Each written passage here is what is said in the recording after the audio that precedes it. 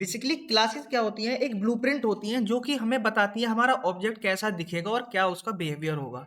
ये एक तरीके से डेटा टाइप होता है, यूजर डिफाइंड डेटा टाइप। जैसे हमारे पास इंट होता है, इंट होता है वो क्या होता है कि हमारा बिल्ट इन डेटा टाइप होता है। क्लासेस क्या होती है, हमारी यूजर डिफाइंड डेटा टाइप्स होती है जिन्हें प्रोग्रामर बनाता है।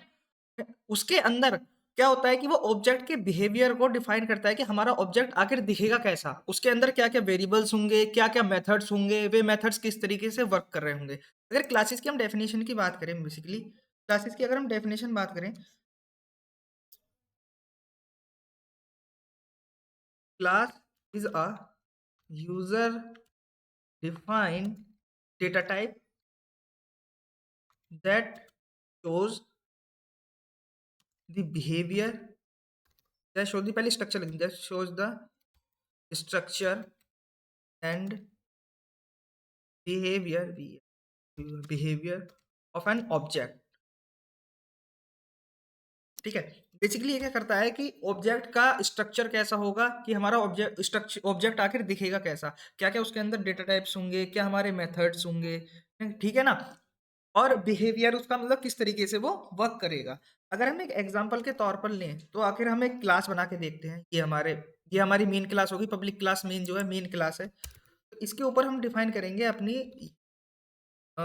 User define class.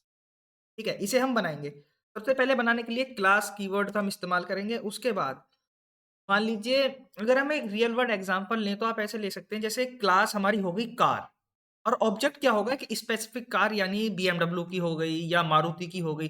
तो क्लास क्या डिफाइन करेगी कि हमारी जो कार है, क्लास कार जो है वो डिफाइन करेगी कि एक कार के अंदर 4 पहिए होने चाहिए, एक स्टीयरिंग व्हील होना चाहिए, क्लच ब्रेक होने चाहिए, अगर ऑटोमेटिक वाली है तो उसके अंदर क्लच नहीं होना चाहिए। इस तरीके से हमारे क्लास जो है वर्क करती है। अगर हम एक एग्जांपल लें एक स्टूडेंट के नाम का, यानी एक स्टूडेंट लें, एक स्टूडेंट हमारी एक क्लास है जिसके अंदर सबसे पहले हम यहाँ डिफाइन करेंगे अपने वेरिएबल्स को। अब वेरिएबल्स क्या होंगे, एक हमारा स्टूडेंट का नाम होगा जो कि स्ट्रिंग के अंदर आएगा, स्ट्रिंग नेम, और नेम के साथ साथ उसका एक रोल नंबर होगा जो कि इंटीजर वैल्यू होगा। ठीक है, और ये दो चीजें होंगी। अभी हम ले रहे हैं क्या, एक स्टूडेंट का नाम और उसका रोल नंबर, और हम डिस्प्ले करवा रहे हैं उसका रोल नंबर और क्या नेम। तो एक मेथड बनाएंगे, उसका नाम वॉइड डिस्प्ले होगा अपने करली ब्रेसेस। पैरेंथेसिस के अंदर क्या लिखेंगे हम, पैरेंथेसिस के लिखेंगे आखिर ये मेथड क्या वर्क कराएगा। इसके अंदर लिखेंगे SOUT system dot dot print LN, हम प्रिंट करवाने वाले हैं उसका रोल नंबर प्लस, थोड़ा गैप दे देते हैं, रोल नंबर एंड देन उसका नेम, आखिर उसका नाम क्या होगा। यहाँ पर एक हमने ब्लूप्रिंट बना लिया है जिसके अंदर क्या है, उसका स्टूडेंट का नाम है, रोल नंबर है, और एक मेथड है वर्ड डिस्प्ले नाम का जो कि क्या कर रहा है, स्टूडेंट के रोल नंबर और नेम को प्रिंट करवा रहा है। अब यहाँ पर अगला जो आता है वो आता है हमारा ऑब्जेक्ट। बेसिकली अब ऑब्जेक्ट क्या होता है, ऑब्जेक्ट एक रियल वर्ल्ड इंस्टेंस होता है, यानी एक रियल वर्ल्ड एंटिटी होती है। जैसे कोई स्टूडेंट, आखिर उसका नाम क्या है। ठीक है, स्टूडेंट एक बेसिकली फिजिकल एंटिटी होती है, ठीक है, जो कि एक इंस्टेंस होता है क्लास का, यानी एन ऑब्जेक्ट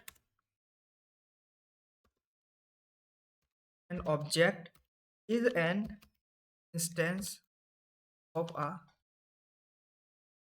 अब बेसिकली स्टूडेंट क्या हो गया, क्लास हो गया, लेकिन स्टूडेंट का नेम रामू, मान लीजिए रामू होगा, श्याम हो गया, वो क्या है, एक ऑब्जेक्ट है। ठीक है, जिसके अंदर क्या प्रॉपर्टीज होंगी, उसका कोई नाम होगा, उसका कोई रोल नंबर होगा। अगर हम ऑब्जेक्ट के क्रिएशन की बात करें तो आखिर हमारा ऑब्जेक्ट क्रिएट कैसे होगा। जैसे कि मैंने बताया कि क्लास क्या है, एक यूजर डिफाइंड डेटा टाइप है। तो सबसे पहले हम क्या लिखते हैं, डेटा टाइप लिखते हैं, हम लिखेंगे स्टूडेंट। स्टूडेंट, अब स्टूडेंट का एक नाम डिफाइन करेंगे, जैसे वेरिएबल का हम नाम लिखते थे, स्टूडेंट का नाम है हमारा S1 इज इक्वल टू, उसके बाद न्यू कीवर्ड का इस्तेमाल करेंगे। बेसिकली एक कंस्ट्रक्टर है जो कि हमारे ऑब्जेक्ट को इनिशियलाइज करेगा, स्टूडेंट, कोई नेम स्टूडेंट, और हमारे करली ब्रेसेस। ठीक है, जैसे ही यहाँ पर हमने स्टूडेंट को ये डिक्लेयर किया तो एक क्लास का नाम हो गया, ये S1 बेसिकली क्या है, ऑब्जेक्ट का रेफरेंस है। ठीक है, न्यू क्या करेगा, मेमोरी एलोकेट करेगा हमारे स्टूडेंट नाम के इस ऑब्जेक्ट को।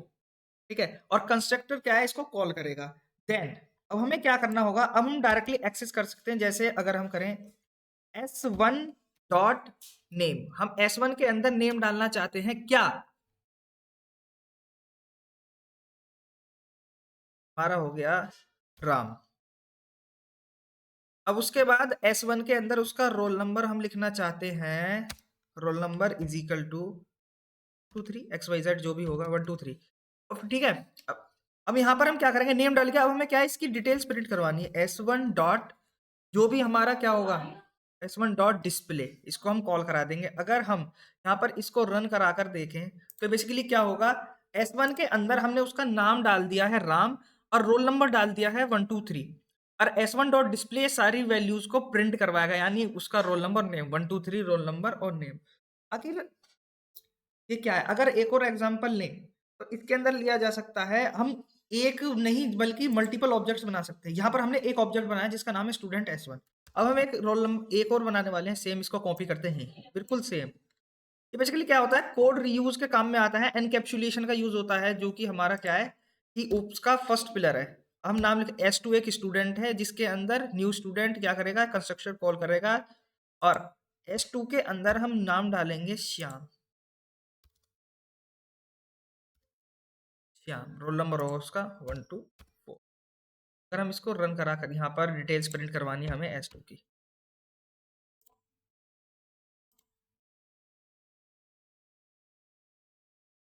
ये रहा, रोल नंबर के अंदर वैल्यू 0 आई है, ये कैसे है, रन करते हैं। हाँ बेसिकली क्योंकि हमने प्रिंट करवाया है S1 dot roll number, S2 के अंदर हमने वैल्यू ही नहीं डाली है, S2 डॉट रोल नंबर के अंदर वैल्यू नहीं डाली है, इस वजह से 0 आ रहा है, तो यहाँ पर 1 2 4 आएगा। ठीक है, अगर हम इंटरव्यू के पॉइंट ऑफ व्यू से या एग्जाम के पॉइंट ऑफ व्यू से बात करें, बेसिकली क्लास क्या होता है, सिर्फ डिक्लेरेशन होता है।